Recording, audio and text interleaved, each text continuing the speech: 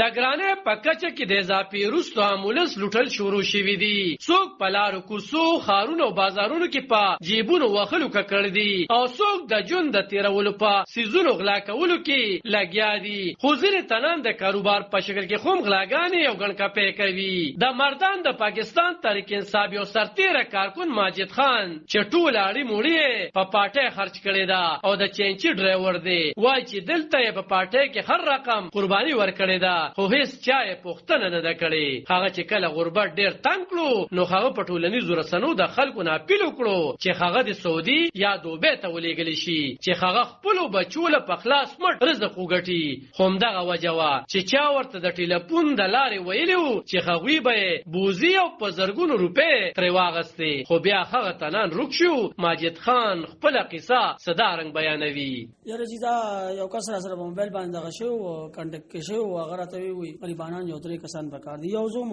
دا گاونډي بل لاسنه را اته بجې صدر ته لړو نو موږ پسې موټر کې راغی شین موټر دی ور سره دغه لمبر دی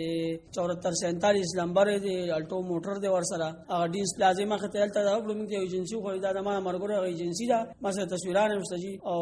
نو چې کله هغه راته خو نو بیا راځي تاسو بانک دالین برابرو مې پیدا سن پويږي ګڼ کپان په خبر کې ډیر دي بیا موږ الته ډېرنګ هسپتال مخه ته راوستو الته یو هسپتال الته کې دا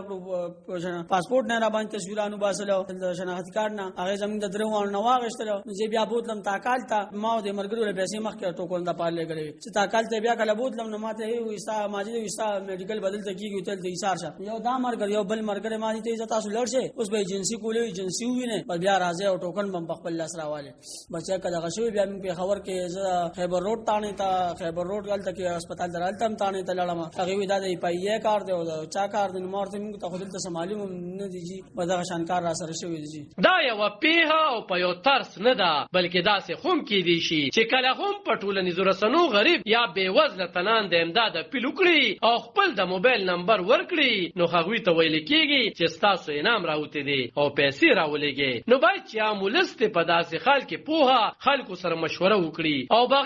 او بغیر د تصدیق یا پیژنګلو د چاته رقم نه ورکوي او نه دی لیږي. علب خان شیرپو دلبر نیوز 400